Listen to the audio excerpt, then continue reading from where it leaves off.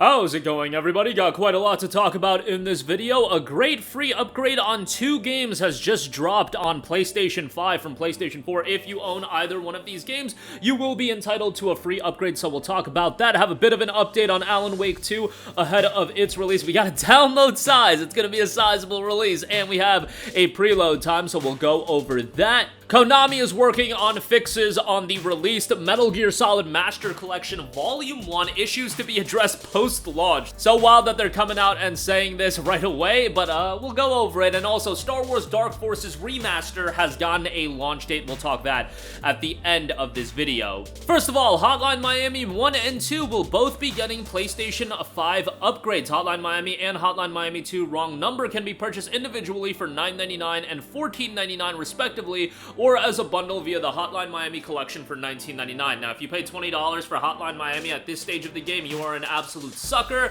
As much as I like these games, they go on sale fairly regularly, and they do hit the bargain bin. Now, I don't know if this is going to be a case like Witcher 3, where now that the PlayStation 5 version is out, they increased the sale price of the game. Rockstar, in fact, just did that with Red Dead Redemption on Xbox 360 for the backwards compatible release on Xbox One and Xbox Series, where it's now on sale for $24, where I believe in the past it was going on sale for like sub $10, which is wild to think about. Hotline Miami, as far as the game goes, is a high-octane action game overflowing with raw brutality, hard-boiled gunplay, and skull-crushing close combat set in an alternate 1989 Miami. You will assume the role of a mysterious anti-hero on a murderous rampage against the shady underworld at the behest of voices on your answering machine.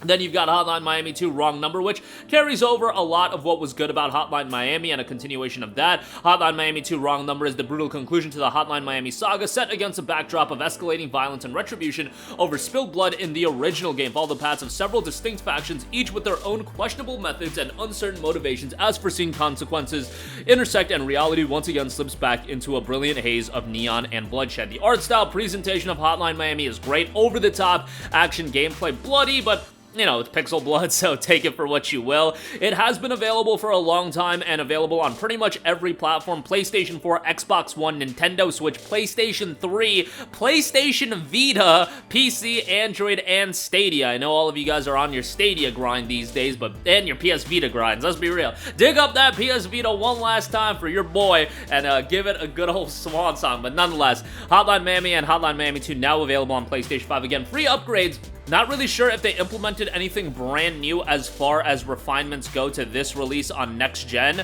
but, you know, you get a new set of trophies, so if you want to get more trophies from Hotline Miami, that is an option as well. Alright, moving on from that, a game that I imagine some of you guys are going to be looking to get the Platinum Trophy on come this Friday, at least kick it off on Friday, Alan Wake 2. Dropping this Friday, the review embargo lifts the day before on October 26th, and now we know the download size for the game is 79.775 gigabytes. A lot of talk on the console version of the game. It seems like the folks at Remedy are very confident in how the console version is going to turn out. You know, if you guys saw the PC system requirements, they are absolutely insane. This is one of the most demanding PC games we've ever seen as far as system requirements go, and will be interesting to see how it runs on PS5. Now, Control, the PlayStation 5 version, actually ran on the PC equivalent of like low settings, but Control still looked fantastic.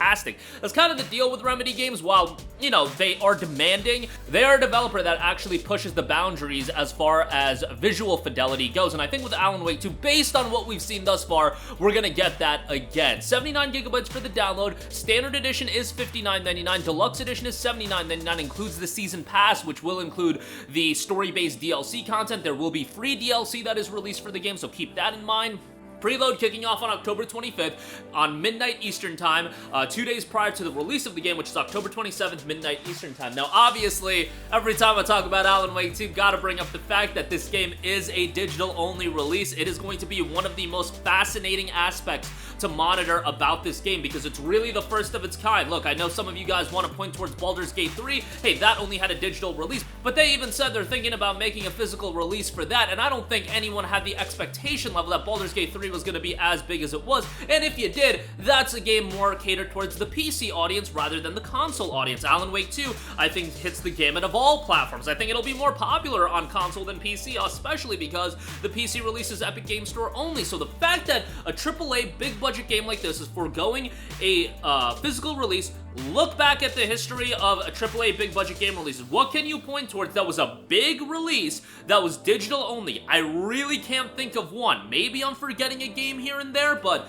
as far as big budget $60 games go, $70 games go, I can't remember one that had a digital only release. And to make a comparison point, I would look at a game like Assassin's Creed Mirage. You could make an argument, hey, that was a smaller scale game. Maybe that should be released digital only. Even that game wasn't released digital only. We got a physical copy of it. Could they turn around and at some point, you know, make a physical release of Alan Wake 2? Absolutely. THQ Nordic noted on Twitter that they'd handle the publishing and the physical release portion of the game. Maybe they'll do something with limited run games. I don't know, but what I do know is eventually we're going to hear about how this game did commercially. Whether or not Epic Games is going to reveal that information, whether or not Epic Games directly reveals that information, we're gonna know some way, somehow, as far as how this game did in terms of digital sales, and we can probably get an idea of, you know, if it was impacted or not. And I think this is gonna be a very big case study for a lot of other publishers, because at the end of the day, a digital-only release, they're gonna get a lot more of the revenue than doing a physical release as well. If you're talking about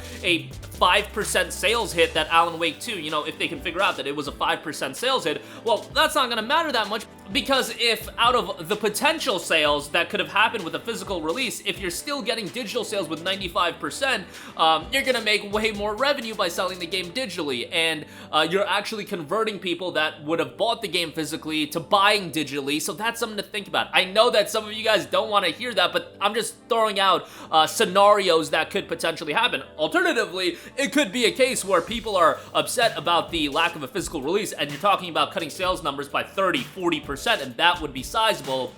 But we'll ultimately see how this turns out. I think people are just excited for Alan Wake 2. 13 and a half years in the making. I'm excited for the game. Happy that we're finally going to get a release come this Friday, and it looks fantastic, so a lot of reason to be excited on that. Moving on from that, I'm excited for the release of Metal Gear Solid Master Collection Volume 1, with Metal Gear Solid 1, 2, and 3, digital art books, Metal Gear 1 and 2. However, you can kind of tell that this is a release that is being slapped together a little bit by Konami, and as noted on IGN, Konami confirms Metal Gear Solid Master Collection Volume 1 issues will be addressed post-launch. First of all, you've got Metal Gear and Snake's Revenge's NES ports being fixed. In the bonus content videos, the timing of some of the subtitles doesn't match with the audio. Konami said they are planning a patch to correct the timing. A post-launch patch is planned to add a number of visual options as well, including a CRT scanline filter and the ability to change the pixel aspect ratio. On top of that, the MSX2 versions of Metal Gear and Metal Gear 2, a future patch will add the ability to switch between windowed and full screen mode from the options menu that's PC specific. Across MGS 1, 2, and 3, bug fixes are planned.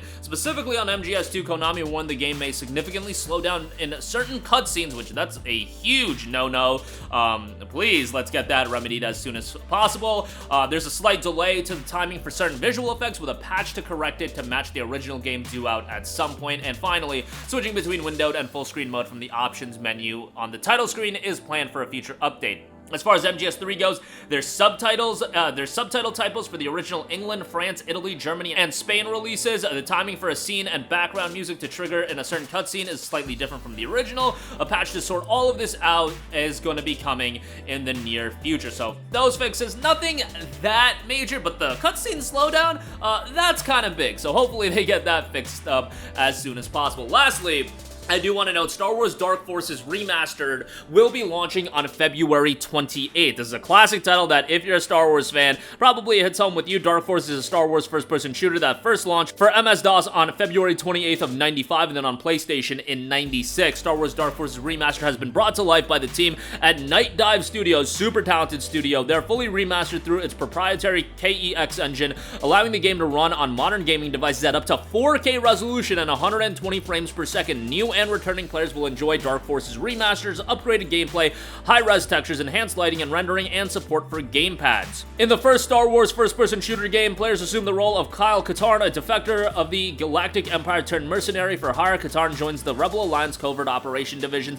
tasked with infiltrating the Galactic Empire, where he discovers the secret Dark Trooper project. The development of this powerful new series of Imperial battle droids and power-armored stormtroopers stands to strengthen the Empire's grip on the galaxy unless Katarn and the Rebel Alliance intervene. All 14 original levels featuring Star Wars' worlds and capital ships use your ability to jump, duck, and crawl to solve puzzles. Your personal digital assistant provides you with in-game info including map, inventory, and mission briefings, up to 4K 120 FPS, first-person ground combat featuring 10 weapons and 20 types of enemies, advanced 3D rendering, modern gamepad support, controller support for vibration and gyro controls. A variety of power-ups are made available to the player, including health, shields, weapons, and ammunition. For combat, the player may use fists, explosive landmines, and thermal detonators, as well as blasters and other ranged weapons. Includes immersive environmental puzzles and mazes. That February 28th release, why do we have to drop 800 games in February? I feel like this is a February regular where we avoid the fall lineup of games, and then early 2024, look at that February lineup, and late January as well. Grand Blue Fantasy Relink, Yakuza Like a Dragon Infinite Wealth, Final Fantasy VII Rebirth, Persona 3 Reload. I can go on and on. I'm forgetting a billion games right now, but man, it's just going to be disgusting for your wallet, and I think some of these games are unfortunately gonna have a little bit of trouble. I believe there was a recent delay, I think, on Banisher's Ghost of New Eden, and I think that game might be a little bit dicey as far as the release timing goes, but we'll see how that turns out. That'll do it for me. Again, Hotline Miami Collection, free upgrade available now in Hotline Miami and Hotline Miami 2. New trophies added to that, or a trophy reset, really. Alan Wake 2, 80 gigabytes on PlayStation 5. Standard Edition preloads will be kicking off on October 25th, release October 27th. Deluxe Edition is $80 and might be something you want to check out given the story-based DLC. Metal Gear Solid Master Collection Volume 1 fixes are on the way, and Star Wars Dark Forces Remastered launches in an absolutely packed February next year on February 28th. That'll do it for me. Sound off with all of your thoughts in the comments section down below. Thank you for watching, and goodbye. Hey guys, we hope you enjoyed the video, and if you did, make sure to hit the subscribe button, and if you're already subscribed, do us a favor and hit the bell icon. This way you'll be notified whenever we post a new video. That's the best way to keep up with all of our uploads, and we usually try to upload 2 videos a day. And with the bell icon hit, you'll be notified whenever we do upload a video. As always, thanks for watching.